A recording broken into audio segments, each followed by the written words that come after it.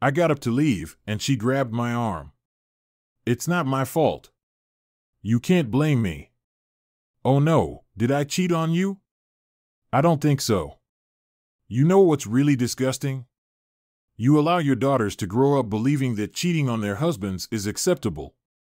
Because of your behavior, they'll go into adulthood assuming you're a saint and I'm a sinner, and it's okay because it was a one-time thing. Well, I'm not going to go down because someone made you feel sexy. I pulled her hand away from mine and said, "Rot in hell for leaving our marriage just for having sex with you." I left her crying, and I wasn't upset about it. A few weeks later, Missy knocked on my office door. "Got a second, Bill?" "Sure, come on in."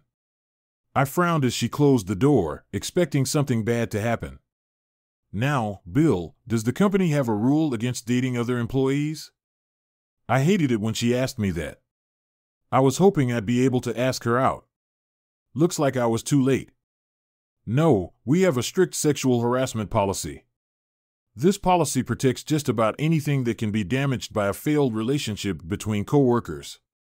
And if two people can't work together after a breakup, it's their fault, not the company's. "Good, that's exactly what I was hoping for," she said, placing a folded piece of paper on my desk. "What's that?" I asked. "My address and phone number. I look forward to seeing you tomorrow night for dinner. Mia will be joining us." I smiled and agreed. "Good. You're a good man, Bill. You deserve to be happy, and I want to give you a second chance at happiness." She popped out of my office with a cute spring in her step, and I looked forward to our dinner. "Hey, it's Dad. I hope you and your sister are doing well. Business as usual in my world, except a woman at work asked me out to dinner. Well, anyway, I love you and miss you. Please call me soon. Bye." I knew this message would cause some problems, but I didn't care. I needed to move on, and I was glad to see that Missy had, as she had before. Missy was a beautiful woman with an even more beautiful character. Her daughter was very well developed and adorable, and I had already met her parents. I felt like I was finally ahead of the curve. Only 15 minutes had passed when Katie texted me. "I can't believe you're already dating. You're a real bastard." I laughed when I read this. I never realized how delusional she was to think that I would sit there and worry about her. It was insane.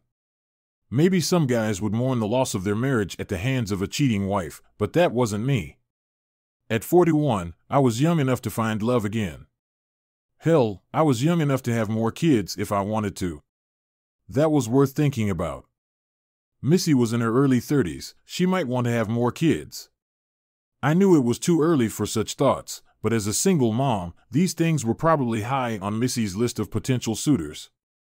I'm sure she was looking for a husband, not a toy, though I certainly didn't mind being her toy. I hadn't gotten laid in months. The next evening, I showered and shaved after work and dressed casually. Looking in the mirror, I didn't mind what I saw. I was in good shape with no extra rolls or love handles. I had a full head of brown hair that had yet to show gray. I had a great job that paid well and had money in the bank. I considered myself a pretty good catch for any woman, let alone a young one like Missy. That's when I realized I had no idea how to date someone. When you are married, you are always together and know everything about each other. There was no problem holding hands or kissing. When you came home after a night out, you knew sex was just around the corner. The status quo was comfortable. Oh my God, I had to relearn how to have sex. I knew every point on my ex-wife's body that gave her pleasure. I just had to hope that the next woman I had sex with liked the same thing or at least had a good relationship with her. I was afraid I wasn't ready to date and regretted getting into the dating scene so quickly. I knocked on the door of her house with a bottle of wine, flowers, and a stuffed animal. I decided it wouldn't hurt to gain Mia's favor. When she opened the door, I was shocked by what I saw. Her curly red hair was loose around her shoulders, and she was wearing the perfect amount of makeup. She was wearing a roomy sundress that came down about 4 inches above her knees, showing off her beautiful legs. She was barefoot, and her toes were painted a hot pink color to match her fingernails. She laughed and asked, "Do I pass the test?" "God, yes," I said. Before I could take back my words, she laughed even harder and took the flowers and wine from me. "Mia is watching TV. Go tell her hello. She'll love the bear she left for the kitchen," and I knelt down next to Mia. "Hi, sweetie, I brought you a bear cub." She looked at me apprehensively and then lit up the room with her smile. She held out her hands for the bear and ran to show it to Missy. As soon as she picked it up, it brought back fond memories of Jenny and Jill at the same age. I realized how long it had been since we had talked to them, and I missed them even more. "What's wrong?" asked Missy, breaking me from my thoughts. I smiled forcibly and replied, "Nothing, I was just thinking about my daughters when they were Mia's age." "Is it really that bad?" she asked. "They still won't talk to me. Kathy has turned them against me, and I can't change their minds, but I'm still trying. I leave them messages every day, and I'm not going to stop. I'm so sorry, Bill. I know this is terrible for you every day, but I know they listen to my messages. I told them about our date tonight, and Katie texted me to tell me I was an expletive for getting to the point so quickly. Sorry, that's not too fast, is it?" She bit her lip and looked pretty damn cute while doing it. "Maybe," I answered honestly, "but I'd be happy to find out with you." She smiled and took my hand. "Dinner is ready. I hope you like pasta with meat sauce." "Sounds great. Oh, I have garlic bread too, so you should be ready for us to make out on the couch later," Mia giggled, and I stood there shocked that Missy had gotten so candid. She saw my awkwardness and said, "Bill, we're both adults, and I've known you for 3 years. I know what kind of man you are, and it doesn't take much to realize that I really like you. You're going to be a hot commodity soon, and I want to stake my claim early, hot stuff." I asked. "Yep, you have no idea how much buzz the news of your divorce has caused at the store, honey. Your appearance on the market, so to speak, has caught the attention of many unmarried ladies. You're a handsome man in good shape, you're smart, stable, and we all know how you feel about fidelity." When I sat down at her table, I felt quite good, so I'm getting in line early, she finished. I took her hand and squeezed it. "I like you too, Mia." Not wanting to be left out, said, "Skeety is my favorite." "I like Skeety too, the fattier the better," I said, seeing a jar of Parmesan cheese on the table. "And you must have really stinky cheese," she giggled and replied, "It's not stinky cheese, it's Parm." "Stinky cheese," I said, bringing the jar up to my nose and imagining it was the worst smell ever. "Wow, this is really stinky cheese," Missy shook her head as I handed the jar to Mia. She sniffed it, shrugged, and poured a generous portion over the spaghetti. Over dinner, we kept up a light conversation. I asked about Mia's preschool class and her friends. She easily told me all the details she could remember. I enjoyed the conversation immensely. After a while, I realized that Missy wasn't talking. She was smiling broadly and just watching her daughter and me exchange a few phrases. Eventually, she started collecting plates, and I said, "Let me help." "Oh no, she hasn't told you about her favorite TV shows yet," she laughed as Mia started telling me about all the best children's shows. After putting Mia to bed, Missy came back and sat next to me on the couch. I handed her a glass of wine, and she sighed contentedly, putting her feet up on the poof. I love being a mom, but sometimes it's the best part of the day for me. Instinctively, I put my arms around her when she snuggled up to me. "It's worse with two, you bet. Do you think your girls will come around?" "I hope so," I replied thoughtfully. "I'm doing my best right now, but it's still raw for them." She turned and kissed my cheek. "You're a great father, just don't give up the fight for them." She set down her glass and leaned back in her chair.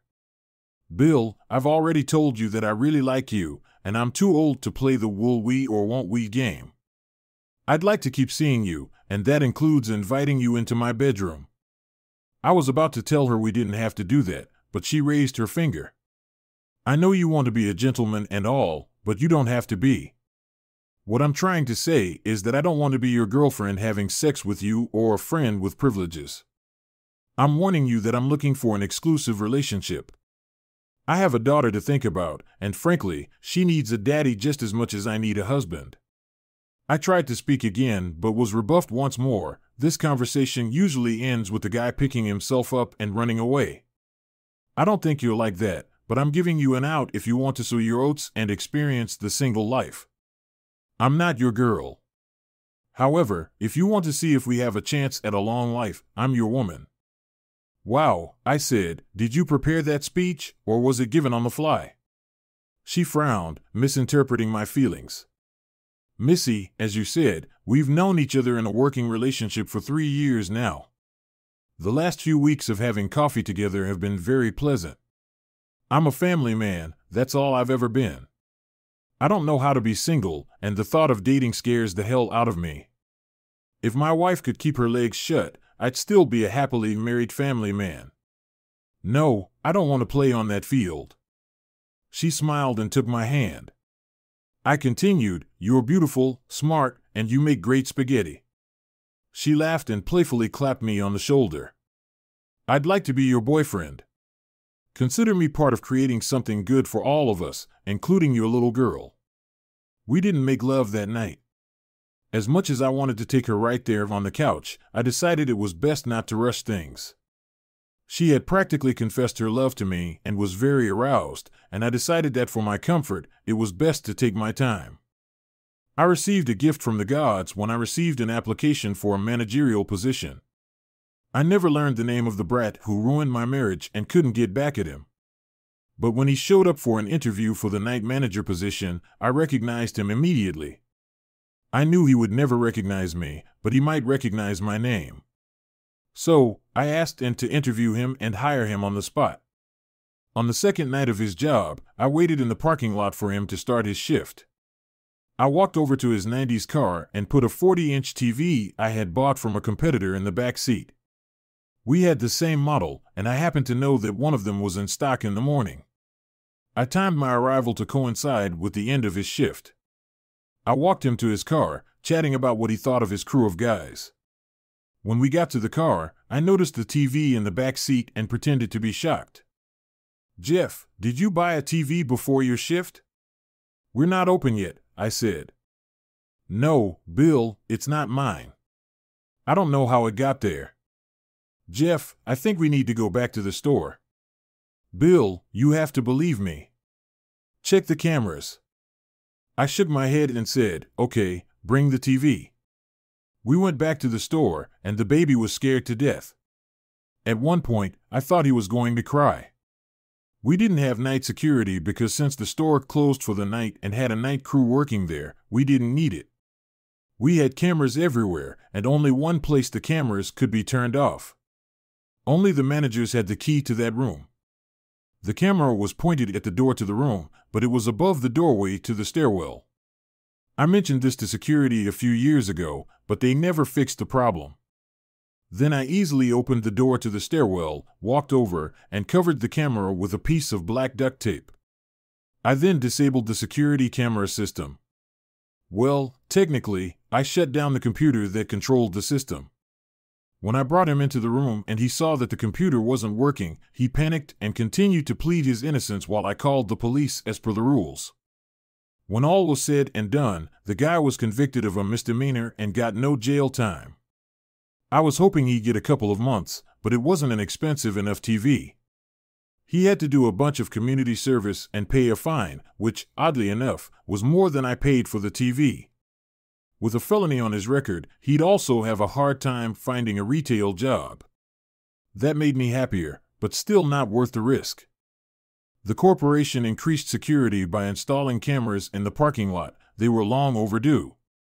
He was so stupid, he never realized I did it. He tried to blame the team for setting him up, but he couldn't prove anything. They didn't miss him when I fired him on a chilly Saturday morning, a week after dinner with Missy. I saw her waiting in the car, trying to stay warm. When I parked next to her, she met me at the door and greeted me with a kiss. "Are we still having dinner tonight?" she asked. "Absolutely." "Okay, I have something special I'm cooking for us. You won't want to miss it, I replied. Isn't that? Katie's voice interrupted from behind me. Excuse me, Missy shouted, unclenching her claws completely. Katie, what do you want? I asked, getting annoyed. I've been trying to call you. Did you block my number? Yeah, after your 30 messages about how I'm in for continuing to live. I'm done. What do you want? I retorted. I want to talk about the girls. We need to deal with college. They can go wherever they want. I took care of the money for them. I'd like to be a part of it, but since you've poisoned them against me, they won't talk to me. They're afraid you won't pay their tuition. Of course, I'll pay for it. I still love them, even though, because you can't keep your legs closed. I lost them in the divorce, Missy laughed. Katie glared at her and said, It's not my fault you couldn't forgive me for one slip-up. One slip-up? It was only once because you weren't tactful. I dealt with you right away. It doesn't matter. You should still be my husband. We should still be a family, Missy retorted. You're delusional. You cost me my marriage, my family, my daughters, and my mother. I swear, you better never date a man. If I find out about this, you'll never see a second date. No one wants to date a cheater unless they know about your reputation and are looking for easy sex, I stated firmly, then turned and walked toward the store.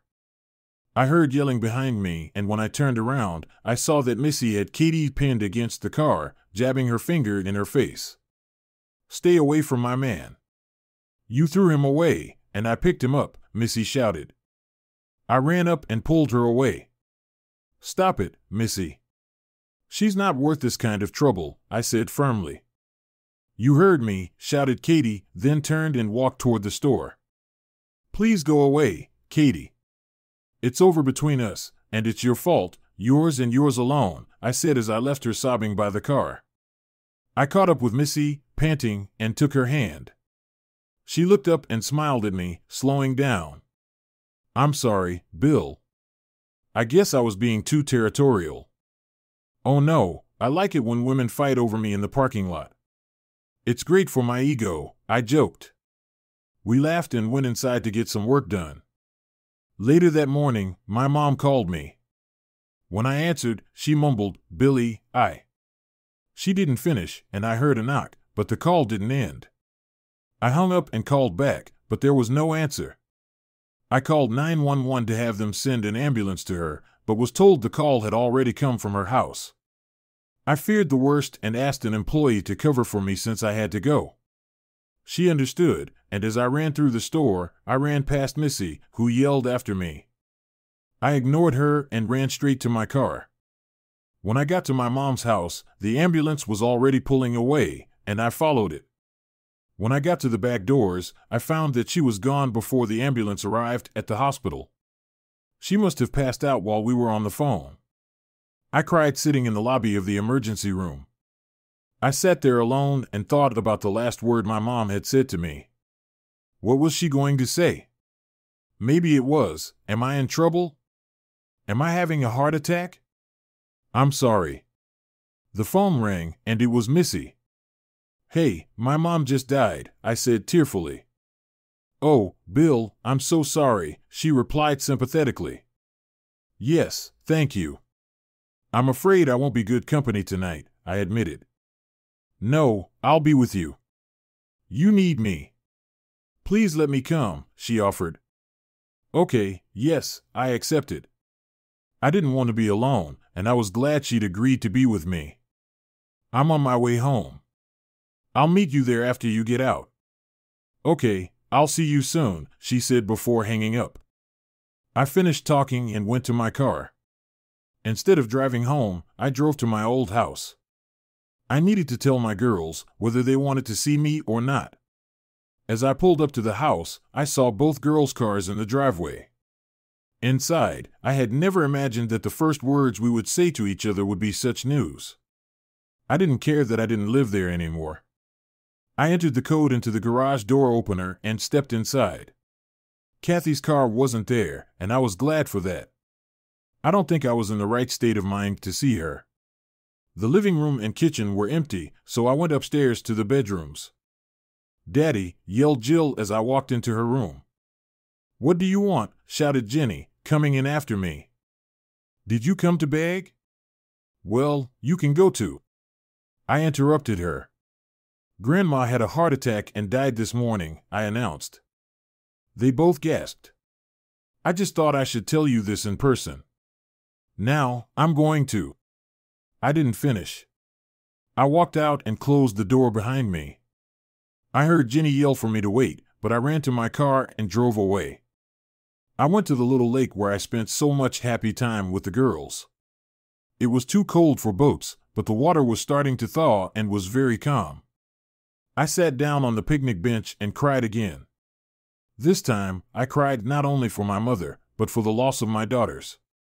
The fury in Jenny's voice told me that I wasn't needed in her life. She didn't need to tell me to go to hell, her tone said it all for her. I wondered if I'd made a mistake along the way, not with Katie, but with the girls. What had I done so wrong that made them hate me so much? Katie was the one who ruined our marriage. Why can't my daughters understand that? I don't know how long I sat there, but I heard someone approach. I turned around, and it was Katie and the girls. "How did you find me here?" I asked, turning around to look at the lake again. "You didn't turn off the synchronization of our Find My Phone app," Kathy said. "Bill." "I'm sorry about your mom," Katie said. "Yeah," I spat. "Do you regret her death or the fact that you turned her against me and she died without ever making up?" She didn't say anything. "Leave me alone." "I can't deal with you right now," I continued. "I'll never forgive you for what you did to me." The last time we talked, she told me she wouldn't talk to me again until I came to my senses and backed out of the divorce. She didn't even say she loved me when she hung up on me. "I'm so sorry, Bill, for everything," I heard her say as she left. And Jenny said, "Dad, we're sorry too. Please forgive us for being." I turned around, and they both rushed over to hug me. We cried in each other's arms for what seemed like an eternity. "It's not my fault, girls. Why can't you realize that what your mother did is the reason we're no longer together?" "We're sorry, Dad," Jill said. "We just thought you should forgive her. She loves you, it's so obvious." "Not enough to keep me faithful, Jill." "I'm sorry, girls. I'm so sorry." We hugged again while Kathy watched from the warm car. "Girls, I need you so much. You'll be leaving for college soon, and I'm going to miss you. We're wasting so much time." "We get it, Daddy," Jenny said. "We're not going to shut you out anymore," Jill added. "I wish your grandmother had a chance to do the same, Daddy. Can we come with you? We haven't seen your new house yet. Maybe we could get a pizza." "Sure, tell your mom, and let's go." When I pulled into my driveway, I saw Missy's car. I forgot she was coming. "Girls, it looks like you're going to meet Missy." "Is she your girlfriend?" they asked in unison, making me laugh. "Yeah, well, we just started dating." "Look how he's blushing, Jenny, it's so cute." They jumped out of the car and were at Missy's door in a flash. They peppered her with questions, and I could see that Missy didn't understand what was going on. "Girls, leave her alone. Carry her into the house, and I'll introduce you all." They kissed me on the cheek and scurried off to my garage, and I walked over to a shocked Missy. "Sorry about that," I said when she opened the door. She smiled radiantly and kissed my cheek. "Your daughters, come on, you'll be formally introduced." "I wish I knew, dear." "I must look awful," I laughed and replied. "You're fine, they'll like you." "Jenny, Jill, I want you to meet Missy." They hugged Jenny, as usual, cheekily declared, "You're super hot." Jill jumped up and said, "Good for you, Daddy." Missy laughed, and I was too shocked to say anything. "Hey, let's take a quick look around the house, and then I have some things to take care of for Grandma's services." "Bill, I'll order some pizzas while you show them around." "Sounds good to me, darling, you read my mind." "Oh, the girls," I said, shaking my head as Missy smiled. I decided that I would wait until the next morning to call and spread the word about my mom. I'll write an obituary in Monday's paper and post details of the service on Facebook after visiting the funeral home on Sunday. After dinner, we sat around and spent hours telling Missy stories about my mom. My girls, not so innocently, added a few embarrassing stories about me to keep Missy more interested. It wasn't my fault the pier was wet, and I fell in the lake, I swear. Before I knew it, it was 10. Girls, time is slipping away from me, and it's getting late. They frowned and asked, "Can we stay the night?" I don't have beds for the guest rooms yet. Tell you what, I'll pick you up in the morning, and we'll go out to breakfast, okay? If you don't mind. I could use some help figuring out what to do with Grandma's stuff too. Of course, Dad, we'll help if we need it. Thank you, Missy. Do you want to go for a ride, or do you need to go home to Mia? She's staying with my parents. Jill jumped up. Who's Mia? Mia is my 4-year-old daughter, they both squealed. Jenny said, "Oh my God, I can't wait to meet her." Missy laughed at their excitement and said, "Someday soon, I promise." Okay, let's go. They're great girls, Missy said as we sat on the couch shortly after returning to my house. I'm glad you were able to get back together with them, I sighed. Me too. I just wish it didn't require my mom's death. She snuggled into my arms, and I fell asleep with my arms around her. When I woke up in the morning, she had covered us with a blanket and was still snuggled up against me. I missed being so close to someone. I kissed the top of her head and said, "I'm sorry I fell asleep on you."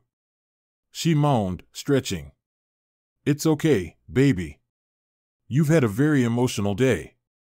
Would you like to join me and the girls for breakfast? Only if I can take Mia with me. My parents have plans for this morning. Of course, my daughters will like her. Since we needed to pick up Mia, I asked my daughters to meet us at IHOP. When I walked in holding Mia's hand, my girls rushed to her. Within seconds, Mia was in their arms, twirled in the air, and then they tickled her and covered her with kisses. She squealed and giggled the whole time with a huge smile. I have to go to the bathroom, the girls said in unison. We'll take her, and scurried off to the bathroom. I don't know, Missy, do you think they'll get along? I asked with a smirk.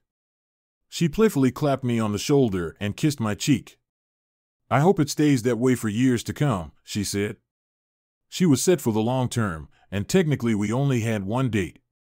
It was a little unnerving, but I was confident I could handle the feeling. As we ate, Mia and my daughters talked nonstop. About everything. I could see in my eyes that Mia loved to talk, and not just about herself. She asked so many questions about my daughters' lives that I think even my girls were surprised. My daughters were neighborhood babysitters, so interacting with young children was their forte. They knew all the hot kids shows and movies, and Mia ate them out of the palm of her hand. They also got along well with Missy. There was no hostility or display of anger when I dated her, which shocked me. They refused to talk to me for months after the divorce, but as soon as they met my new girlfriend, they immediately became best friends. I didn't understand that, and I'm going to have to try to get some sort of explanation from the girls. After making dozens of phone calls, starting the long process of cleaning my mom's house, and visiting the funeral home, I was finally able to sit down and relax. The girls got back to my house for dinner, and Missy and Mia split off in different directions. After breakfast, Missy decided it would be too emotional for us and wanted to avoid the discomfort of Mia asking questions about everything while we sorted things out at my mom's house. "Daddy, are you in love with Missy?" asked Jenny suddenly. "We've only seen each other a couple of times outside of work." "It's a little early to call it love, okay, Dad?" Jill said, like I was an idiot. "Have you seen those good old cartoons where the girls' eyes flutter open and they fold their palms against their cheeks as they look at their prince?" I nodded, taking a bite of a slice of pizza. "Well, she practically has hearts floating around in her head when she looks at you and flaps her eyes," Jill said, before I could deny that she liked me. They looked at each other, turned to me, and said, "We like her." I went from excited to see my daughters to angry. I threw my piece on my plate, wiped my hands, and went to the sink, leaning on the counter facing them. I tried to calm down. "Daddy," asked Jenny. "Girls, how can you break my heart all this time and now sit there and tell me you like my girlfriend? What have I done to you to make you think it's okay to shut me out, ignore me, tell me to go to hell when I see you for the first time in my life? What did I do? Do you know how many times I cried after leaving you a message? I knew you didn't care to receive." "Mom made us," shouted Jill. "It all started when my mom told us if you think you're losing us, come back to her and we'll be a family again. We are so sorry." I turned around and Jenny, seeing a tear on my cheek, rushed to hug me. "Dad, we're sorry. After it didn't work, she told us that you left us and weren't going to pay for college because we wanted you to stay with her. She told us that the messages you left were just a ploy you used in the divorce to make it seem like you were the good guy to please the judge. And you believed that, Dad? How would you react, sitting with her day after day and hearing her defend her one-time mistake against 20 years of love? We thought you were being unreasonable. What about me? Would you let your boyfriend cheat on you?" I didn't get an answer. "Where does the border run?" I asked decisively. "Once and for all, answer me." They started crying, and we hugged. Their hugs immediately calmed me down, and I felt awful. "I'm sorry, girls. I missed you guys so much." After each of them confessed their love to me, I said, "It's time to bring you home. You have school tomorrow. Don't forget to have your mom tell them about the wake and funeral. You're going to need some free time this week." We hugged one more time, and I watched with warmth in my heart as they drove away. I looked up at the sky and said, "You didn't have to go to bring the girls back to me, Mom, but thank you. I'll miss you." Wakes are hard for me because I always felt uncomfortable sitting in a room with a dead body. My mom's wake was especially hard. Throughout the day, I walked over to the casket several times and looked at her. She looked peaceful. I was glad that she would see my father again. A few years before, he had died of cancer. He wanted a different kind of funeral, without a wake.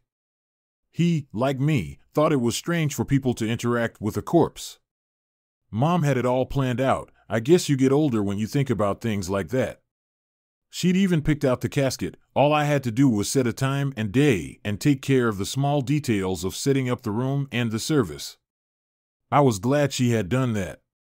I was standing at the front of the room, talking to one of her friends when Katie and my girls walked in. My daughters greeted me with warm, tear-filled hugs, and Katie gratefully left me alone after saying the prayer.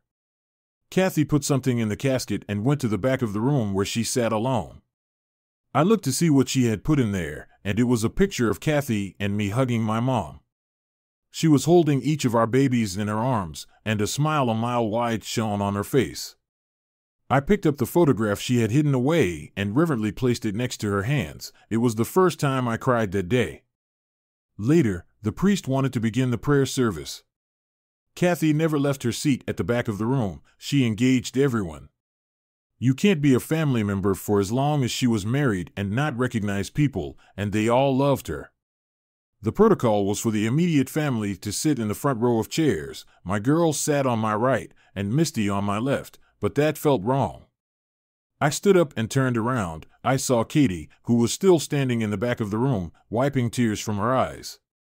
It didn't seem right to me. My mom wouldn't have wanted this. Kathy was as much a daughter to her as she was a wife to me.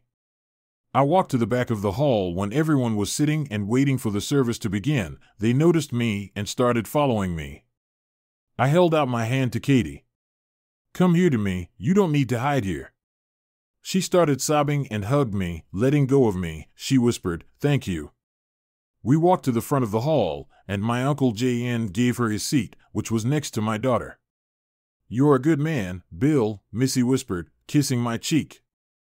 It was the strangest feeling of my life, holding Missy's hand when my ex-wife was only a few feet away from me. I prayed that I wouldn't regret it later and have a problem with them.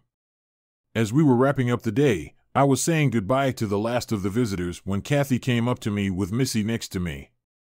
I wondered how Katie would behave. I hoped she wouldn't start a fight out of respect for my mother. Bill, thank you for inviting me into the family today. It means more than you can imagine. She loved you like a daughter. It was the right thing to do. Oh, that reminds me, if you want, you can ride in the limo with us and the girls tomorrow.